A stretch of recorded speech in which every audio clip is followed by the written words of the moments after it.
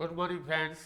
मैं जयपुर से एडवोकेट पंकज जोशी अपेक्षा ऑनलाइन इंग्लिश क्लासेस के यूट्यूब चैनल पर आपका हार्दिक स्वागत करता हूं, हार्दिक अभिनंदन करता हूं। इस सेगमेंट में हम लैंडमार्क ऑफ सुप्रीम कोर्ट के डिसीजन को डिस्कस करते हैं। उसी श्रेणी में आज जो हमारा केस है वो बहुत ही इंपॉर्टेंट और सिग्निफिकेंट केस है, जिसका नाम है Vishakha versus state of Rajasthan 1997। बहुत लैंडमार्क डिसीजन है जो वुमेन हरेसमेंट, सेक्सुअल हरेसमेंट और वुमेन एट वर्क प्लेस को शो करता है, जिसके आधार पर 2013 में एक एक्ट बनाया गया था, sexual harassment of women at work place 2013 के नाम से जाना गया, जो विशाखा गाइडलाइन से प्रेरित है। इस जो केस के फैक्ट हैं मैं आपको बता देता हूँ। यहाँ पर एक बनवारी देवी थी जो चाइल्ड मैरिज जैसी कुप्रथा को रोकने का काम किया करती थी। एक बार किसी इलाके में जब चाइल्ड मैरिज हो रही थी और उनको रोकने के लिए गई तो उनका जो है ग्रेप हुआ, और जब उन्होंने जो है लीगल प्रोसेस में आना चाहा तो उसमें देरी लगी, और लीगल प्रोसेस में ट्रायल में एक्यूज को लैक ऑफ एविडेंस के कारण छोड़ दिया गया। उसके बाद कहानी फिर आगे चलती है और विशाखा और कई सोशल वर्कर ने मिलकर एक रिट आर्टिकल 32 में डिफाइन की, आर्टिकल 32 में फाइल की सुप्रीम कोर्ट में, और वो सुप्रीम कोर्ट में इस आधार पर की कि जो वुमेन का सेक्सुअल हरेसमेंट होता है वो 14, 19 और 21 आर्टिकल का अनुच्छेद का जो है वॉयलेशन है। 32 में ये रिट जो है फाइनल की गई, और ये कहा गया कि उनके फंडामेंटल राइट को रिकवर किया जाए, उनके फंडामेंटल राइट को जो है प्रोटेक्ट किया जाए आपके वर्क प्लेस पर, ये उसमें कहा गया। मगर यहाँ प्रॉब्लम ये थी कि सेक्सुअल हरेसमेंट को किसी भी लॉ में डिफाइन नहीं किए जाने की वजह से क्या ये आर्टिकल 32 के अंतर्गत आ सकती थी, पहली बात।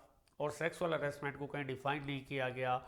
ये सुप्रीम कोर्ट के सामने दो बड़े मेजर क्वेश्चन थे कि इसको जो है डिफाइन नहीं किया गया, और किसी लीगल इशू ये उठे कि क्या ये 32 में कवर हो सकता है, और दूसरा डिफाइन नहीं है। ये बहुत ग्रेव प्रॉब्लम थी, बहुत ही जिसे कहते हैं पेचीदा मुद्दा था।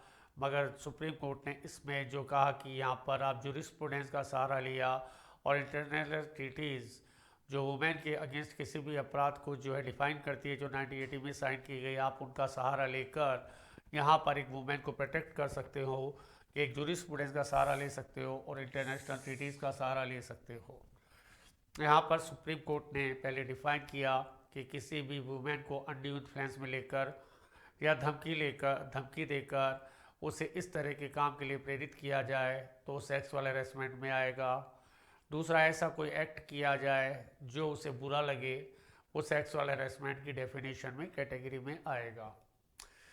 उसी केस को आधारित बनाते हुए सुप्रीम कोर्ट ने कुछ गाइडलाइन वुमेन को प्रोटेक्ट करने के लिए गाइडलाइन दी, जिसे विशाखा गाइडलाइन के नाम से जाना गया। केस का नाम Vishakha versus state of Rajasthan 1997 एक लैंडमार्क जजमेंट है जो वुमेन का प्रोटेक्शन देता है वर्क प्लेस के अंतर्गत।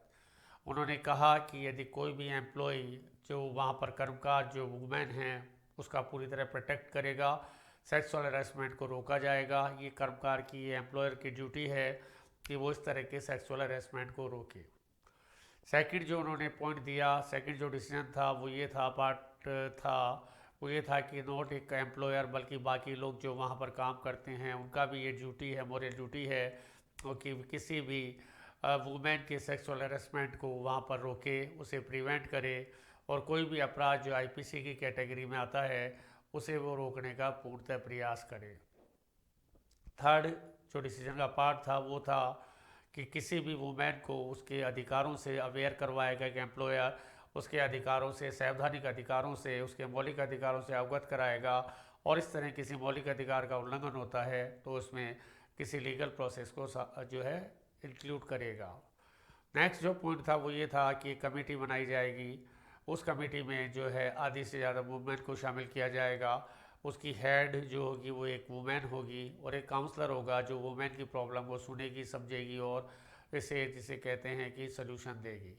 सेंट्रल और स्टेट गवर्नमेंट का जो है ये कर्तव्य होगा कि वो इस दिशा में महत्वपूर्ण कदम उठाएं कि वुमेन का वर्क प्लेस पर किसी तरह का शोषण ना हो, मानसिक, फिजिकल किसी तरह का शोषण हो। ये उन्होंने कहा कि सेंट्रल और आपके स्टेट गवर्नमेंट की ड्यूटी बनेगी कि वो जो है इस तरह का जो है अपराध को रोका जाए। आगे कहा गया कि वुमेन को जो है कोई थर्ड पार्टी भी यदि इस तरीके का मोलेस्टेशन करती है तो एक एम्प्लॉयर एक प्रोसेस में, एक लीगल प्रोसेस में इसके खिलाफ कार्रवाई करेगा। इस तरह काफ़ी कुछ अच्छी गाइडलाइन इस विशाखा केस में दी गई, जो आगे चलकर विशाखा गाइडलाइन का नाम से जानी गई, और उस पर आधारित 2013 में sexual harassment of women at work place 2013 enact किया गया, जिससे औरत को जो है प्रोटेक्शन मिला, सेक्सुअल हरेसमेंट से प्रोटेक्शन मिला वर्क प्लेस पर। और यही जो केस था वो बेस बना था कि वुमेन के अधिकारों का संरक्षण करे, 14/1921 के वॉयलेशन ना हो और उसके संवैधानिक अधिकारों को ताकत मिले, संवैधानिक अधिकार जो है फोर्टिफाइड हो। Friends, I hope that you will like this segment and this segment will prove beneficial for you. I hope with this hope मैं आपसे विदा लेता हूँ और अगले किसी लैंडमार्क जजमेंट के साथ आपके सामने उपस्थित होता हूँ। Thank you very much. Thank you very much.